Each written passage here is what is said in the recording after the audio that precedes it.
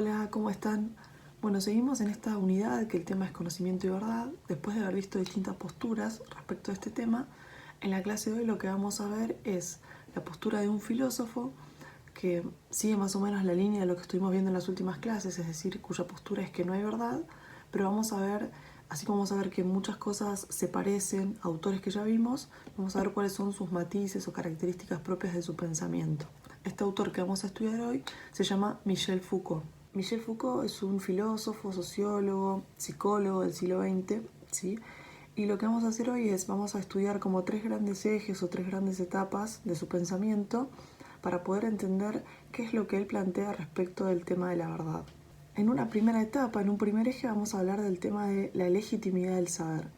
Foucault lo que busca es cuestionar la legitimidad del saber establecido, ¿sí? Él busca decir, bueno, ¿en qué se basa la ciencia para tener un marco de referencia de qué es lo bueno, qué es lo malo, qué es lo verdadero, qué es lo falso, ¿sí? Entonces lo que él propone llevar adelante es lo que él llamó una arqueología del saber. ¿En qué consiste esta arqueología del saber? Foucault dice, bueno, si nosotros miramos la sociedad en la que vivimos, podemos darnos cuenta que todos los límites, las normas y principalmente las instituciones que conocemos fueron hechas, fueron construidas, fueron impuestas con el fin de poder dominarnos, con el fin de poder controlarnos. Entonces, ¿qué es lo que tenemos que hacer? Tenemos que llegar a poder descubrir cuáles fueron esos discursos que dieron origen a esas instituciones que existen, que fueron hechas para dominarnos y controlarnos. ¿Por qué entonces una arqueología del saber? Porque dice Foucault que un arqueólogo, cuando mira las distintas redes que están entrelazadas en una sociedad, las redes políticas, sociales, culturales, económicas, se da cuenta de cuáles son esos criterios de verdad que están detrás de esa civilización. Y al ver eso, lo que descubre en el fondo es que no hay una verdad, sino que lo que existen son construcciones epocales de criterios de verdad. ¿Qué quiere decir esto? Que entonces la verdad no puedo conocerla, no puedo comprenderla, sino que la verdad es un conjunto de a prioris construidos por la sociedad. Acá en esto podemos ver la influencia del pensamiento de un filósofo de la edad moderna que se llama Immanuel Kant, cómo influye en el pensamiento de Foucault, ¿sí? Entonces la verdad no es algo trascendente, no hay una verdad en las cosas, sino que la verdad es una red de significados construidos en una época determinada, ¿sí? Que va cambiando por la estructura económica, cultural, social de una determinada civilización en un determinado momento histórico, ¿sí? Vamos a ver ahora un fragmento de una entrevista que le hacen a Foucault en el año 1981, 3 años antes de su muerte, y vamos a ver qué nos dice él respecto de esto. Rendre les choses plus fragiles par cette analyse historique, ou plutôt de montrer à la fois pourquoi et comment les choses ont pu se constituer ainsi, mais montrer en même temps qu'elles se sont constituées à travers une histoire précise. Il faut donc montrer et la logique des choses, ou si vous voulez, la logique des stratégies à l'intérieur desquelles les choses se sont produites, et montrer que ce ne sont pourtant que des stratégies, et que du coup, en changeant un certain nombre de choses, en changeant de stratégie, en prenant les choses autrement, du coup, ce qui nous paraissait évident ne l'est pas.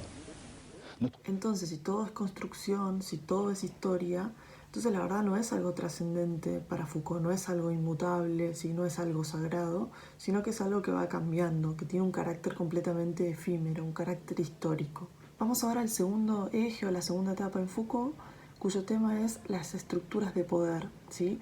El tema del poder es un tema clave en el pensamiento de Foucault y que está íntimamente ligado al tema de la verdad, ¿sí?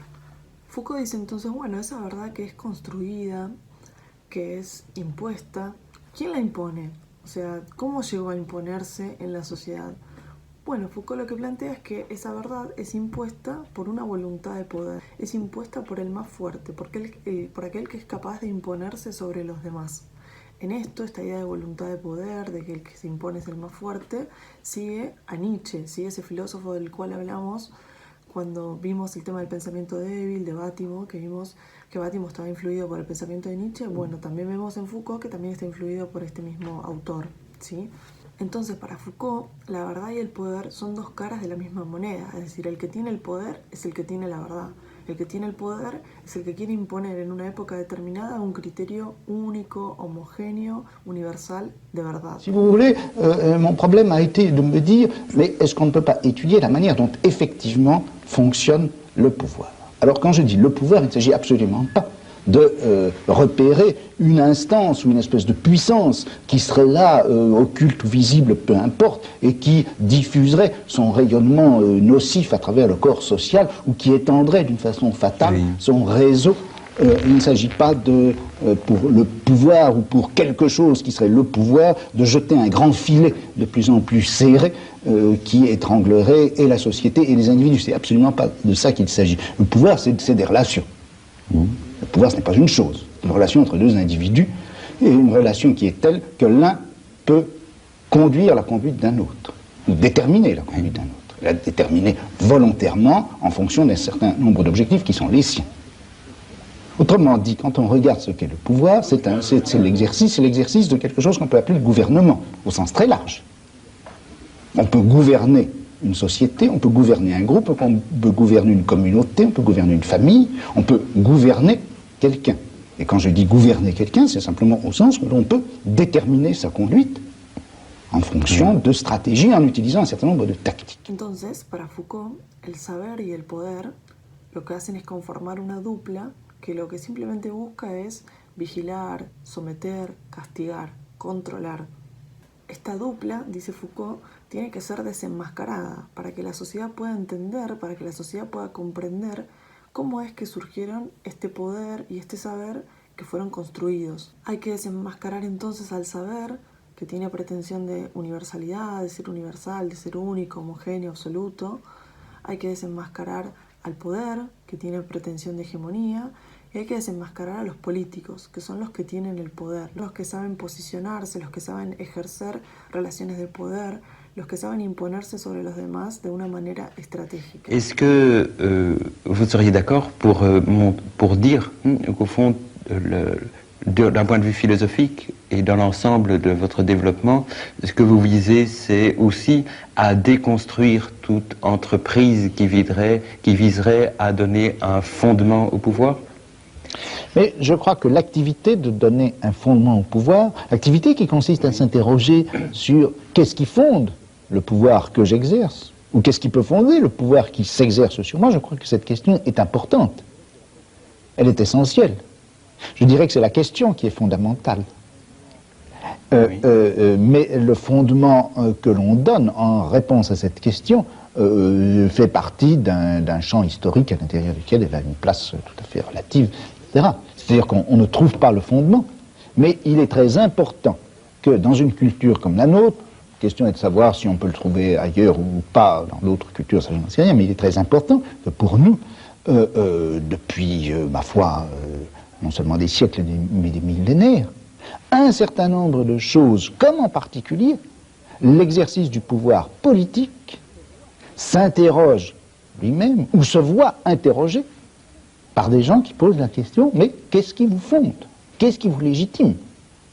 Il y a là un travail critique. Mais ce que vous trouvez important, c'est justement le travail critique de cette question qui sans cesse répète, revient et qui interroge. Il y a deux millénaires qu'on s'interroge sur le fondement du pouvoir politique. Quand on dit deux millénaires, c'est 2 millénaires et demi. On s'interroge sur le fondement du pouvoir politique, et c'est cette interrogation qui est fondamentale. En una tercera etapa, o eje, lo que vamos a hablar es del tema de identidad y subjetividad en Foucault. Porque para Foucault, el saber y el poder, además de todo lo que dijimos que hacen, lo que hacen también es configurar distintos tipos de identidades y de subjetividades. Para Foucault, la idea de verdad trascendente, de orden natural, que viene desde la antigua Grecia, el pensamiento socrático, platónico, es una idea que tiene que ser desterrada y que es necesario deconstruir. Entonces, si para Foucault todas las instituciones que conocemos son construidas, ¿sí? No hay nada que sea natural, no hay límites naturales, no hay normas naturales, no hay una verdad en las cosas, ¿sí? Sino que todo es construcción, todo eso que es construido, dice Foucault, tiene que ser deconstruido para poder así dar lugar a nuevos formatos de saberes y de instituciones. De esta manera, si no hay una verdad trascendente, tampoco hay una idea de persona trascendente. Entonces, la persona para Foucault lo que tiene que hacer es deconstruirse también. Es decir, ¿qué tiene que hacer? Liberarse de toda esa herencia que le fue impuesta, ¿sí? Que le dice que tiene que ser de una determinada manera, que tiene que pensar de determinada forma, hacer de determinada forma, Y liberándose de todo eso, tiene que permitirse una identidad móvil, ¿sí? Es decir, estar en constante indeterminación, ¿sí? Una indeterminación como un estado natural y estar en permanente construcción.